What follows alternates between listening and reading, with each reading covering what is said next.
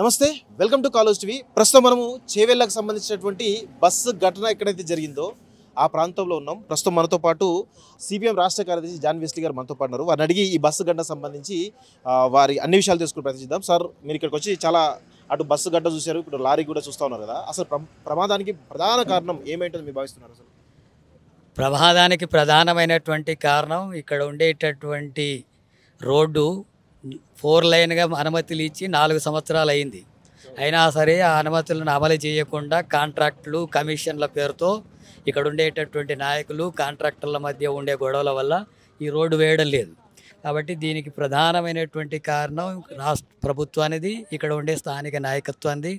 గతంలో అధికారంలో ఉన్న వాళ్ళు మంత్రులుగా ఉన్నారు, ఇక్కడ ఇప్పుడు అధికారంలోకి వచ్చిన తర్వాత మంత్రులుగా ఉండేటటువంటి వాళ్ళ యొక్క ఆర్థిక ప్రయోజనాల రీత్యానే ఇలాంటి యాక్సిడెంట్లు జరుగుతున్నాయి. ఈ మధ్యకాలంలోనే దాదాపు 800 మందికి పైగా ఈ రోడ్డు మీద యాక్సిడెంట్లు జరిగాయని చెప్పి ఇక్కడ ప్రజలు తెలియజేస్తున్నారు. మరి ఇంత తీవ్రమైనటువంటి ప్రమాదాలు జరుగుతుంటే 3 సంవత్సరాల కిందటనే ఇది 4 లైన్ అమలు చేస్తూ 900 కోట్లు కూడా రిలీజ్ అయింది. మరి రిలీజ్ అయినా సరే పనులు జరగడం లేదు. ఇది ఎంత కమిషన్ల కోసమే ఇవన్నీ కూడా ఆగుతున్నాయని చెప్పి అంటున్నారు. కాబట్టి దీనికి స్థానిక నాయకత్వం, అధికారంలో ప్రతిపక్షంలో ఉన్నటువంటి నాయకులతో పాటు ప్రభుత్వంది ప్రధానమైనటువంటి బాధ్యత. కానీ ఇక్కడ ప్రధానంగా పర్యావరణవేత్తలు ఎన్జీటీలో కేసు వేశారు. ఇక్కడ పెద్ద పెద్ద చెట్లు కొట్టేస్తని చెప్పేసి దానివల్ల ఎన్జీటీలో కేసు పెండింగ్ ఉండడం వల్లనే మేము ల్యాండ్ అక్విజిషన్ చేయాలని చెప్పేసి ప్రభుత్వం నుంచి చెప్తున్నారు. స్పందన కనబడుతుంది. అవన్నీ కూడా వీలేసినటువంటి కేసులు అవి. కమిషన్లు కుదరకపోవడం వల్ల, పర్సంటేజీలు కుదరకపోవడం వల్ల ఆ అనుమతులు ఇవ్వకుండా అడ్డుపడుతున్నటువంటి పరిస్థితి. వీళ్ళ ద్వారానే ఆ కేసులు వేయడం అనేది జరుగుతుంది. అందుకని వాటికి సంబంధించిన అనుమతులు పొందడం పెద్ద కష్టమైనటువంటి పని కాదు. మిగతా ప్రాంతాలంతా జరిగింది కదా, ఇక్కడ ఎందుకు జరగట్లేదు? దామగూడ ప్రాంతాలంతా జరిగింది, ఇక్కడ జరగకపోవడానికంతా పర్సంటేజ్ల ఈ సమస్యనే ప్రధానంగా ఉంది. అందుకని ఇది ఆగుతుంది. ఇటువంటి ఘటనలు జరుగుతున్నప్పుడు మరి మొన్ననే డీజీపీ కూడా సమీక్ష జరిపి మనుషులు కొట్టుకొని చంపుకున్న దానికంటే యాక్సిడెంట్లలో ఎక్కువ చనిపోతున్నారు అన్నాడు. మరి వీటిని అరికట్టేందుకు చర్యలు తీసుకుంటామని చెప్పి అన్న 2 రోజులకి 19 మంది చనిపోయారు ఇప్పుడు చేవెళ్ళ ప్రాంతాల్లో. మరి ఇలాంటి ఘటనలు జరుగుతుంటే వీటిని అరికట్టే బాధ్యత ప్రభుత్వానిదే కదా. ఇలాంటి ప్రమాదాలు ఎక్కడెక్కడ జరుగుతున్నాయనే విషయాలు చూడాలి కదా. అట్లాగే ఈ ట్రిప్పరు కంకరను కొడుతుంది. కంకరను అంత ఉదయాన్నే అంత స్పీడ్గా పోతుంది అంటేనే ఇదేదో అక్రమ పద్ధతుల్లో రవాణా జరుగుతున్నట్టుగా, అనుమతులకు మించి జరుగుతున్నట్టుగా వ్యక్తమవుతుంది. కాబట్టి ఎవరు దీని వెనకాల అక్రమంగా వీటిని రవాణా చేస్తున్నారు? ఆ త్వరగా వెళ్ళిపోవాలనే ప్రమాదంలోనే బస్సులో గుద్ది చంపారు, 19 మంది చనిపోయారు.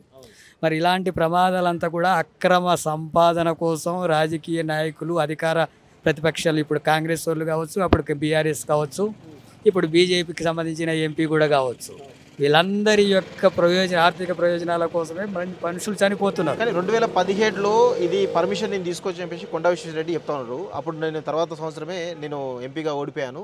సో అప్పుడున్నటువంటి ప్రభుత్వం ల్యాండ్ అక్విజిషన్ చేయకపోవడం వల్ల ఈ ప్రమాదానికి ప్రధాన కారణమైందని చెప్పేసి ఆయన చెప్తా ఉన్నారు. సో దాని గురించి మీరేమంటారు? అంటే గత బీఆర్ఎస్ ప్రభుత్వం ప్రధాన కారణం అంటారు, దాని గురించి మీరు చెప్తారా? ఇప్పుడు అధికారంలో కేంద్రంలో వాళ్ళే ఉన్నారు కదా, అనుమతులు ఇవ్వడానికి పెద్ద సమస్య ఉంది. వాటికి సంబంధించింది కూడా పరిష్కారం మిగతా ప్రాంతాల్లో జరిగినట్టు ఇక్కడ కూడా జరపొచ్చు కదా. ఆయన బాధ్యత ఉంది, ఇక్కడ ఉండే అధికార ప్రతిపక్షాల బాధ్యత ఉంది. ఎందుకంటే వీళ్ళ ప్రయోజనాల రీత్యా మనుషులను చంపుకుంటూ పోతే అట్లా. అందుకని వాటిని ఇప్పటికైనా రాష్ట్ర ప్రభుత్వం కేవలం ఏదో కంటి తుప్పుడు చెడు తుడుపు చర్యల్లాగా ఒక 6-7 లక్షలు ఎక్స్గ్రేషియా ప్రకటిస్తున్నాం అని చెప్పి అంటే కుదరదు. వెంటనే ఈ రోడ్డు 4 లైన్ అమలు జరగాల, దానికి చర్యలు తీసుకోవాలా. ఇప్పుడున్న కాంట్రాక్టర్కి ఆ రకంగా పూనుకోకపోతే దాన్ని రద్దు చేసి కొత్త వాళ్ళకి ఇవ్వాలి. అట్లాగే పనులు ప్రారంభించాలి.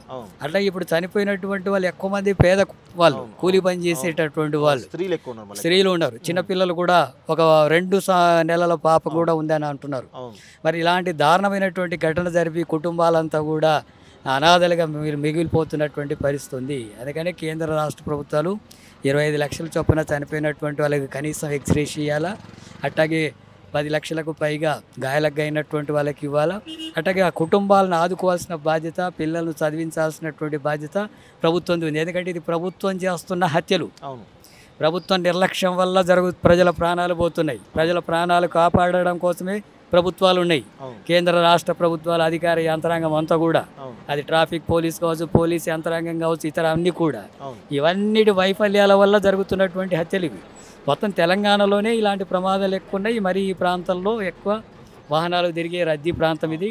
కాబట్టి వీటికి ఇప్పటికైనా బాధ్యత వహించి ప్రభుత్వం తగిన చర్యలు తీసుకోవాలని చెప్పి మేము డిమాండ్ చేస్తాం. రీసెంట్గా కర్నూలు బస్ ప్రమాదం చూసినాం, అందులో కూడా దాదాపు 20 మందికి పైగా చనిపోవడం జరిగింది. ఇప్పుడు ఈ బస్ ప్రమాదం చూస్తాం, దీనిలో కూడా దాదాపు 24 మంది చనిపోయినట్టు తెలుస్తుంది ఇప్పుడే.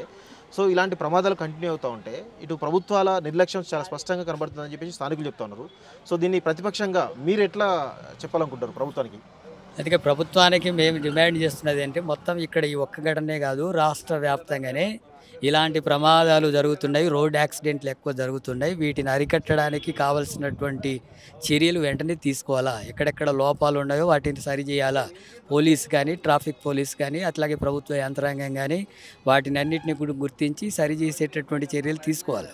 రోడ్డు వెడల్పు జరగాల్సినటువంటి ఉండాలి. అట్లాగే అక్రమ పద్ధతుల్లో రవాణా జరుపుతున్నటువంటివి అతల డ్రైవర్ సరిగ్గా ఉన్నా వీళ్ళు త్వరగా వెళ్ళిపోవాలనేటటువంటి రహస్యంగా వెళ్ళిపోవాలనే పేరుతో కూడా ఇటువంటి యాక్సిడెంట్లు ఎక్కువ జరుగుతున్నాయి. ఇవన్నీ కూడా అక్రమ సంపాదనలో భాగంగా అత్యధికం ప్రజలను చంపేస్తున్నారు. ఆర్టీసీ బస్సులో ప్రయాణించే వాళ్ళు, ఆటోలో ప్రయాణించే వాళ్ళు, పేదవాళ్ళంతా వాళ్ళనంతా కూడా ఇటువంటి పద్ధతుల్లో చేస్తున్నారు. ఈ ట్రిప్పర్ కొంది, దీనికి డ్రైవరు హెవీ లైసెన్స్ ఉందా లేదా కూడా తెలియదు. అట్లాగే ఇది సక్రమమైన పద్ధతుల్లో అనుమతులతో రవాణా చేస్తుందా లేదా తెలియదు. అట్లాగే ఎంత అక్రమ రవాణా చేయొచ్చు, ఎంత చేయకూడదు అనేది లేదు. వందల లారీలు, ట్రక్కులు ఈ రకంగా రవాణా చేస్తున్నారని చెప్పి అంటున్నారు. ఇవన్నీ పెద్ద ఎత్తున మైనింగ్ అక్రమ సంపాదనలో భాగంగా ప్రజలు చంపేస్తున్నారు. వీటిని అరికట్టడానికి ప్రభుత్వం చర్యలు తీసుకోవాల్సినటువంటి అవసరం ఉంది. రేపు 16 తారీఖున ప్రపంచవ్యాప్తంగా ఇటువంటి యాక్సిడెంట్లు నివారణ దినోత్సవం అని చెప్పి అంటున్నారు. మరి ఇప్పుడైనా ప్రభుత్వం, ముఖ్యమంత్రి స్పందించి దీన్ని తగిన చర్యలు తీసుకోవాలని చెప్పి డిమాండ్ చేస్తాం. Thank you.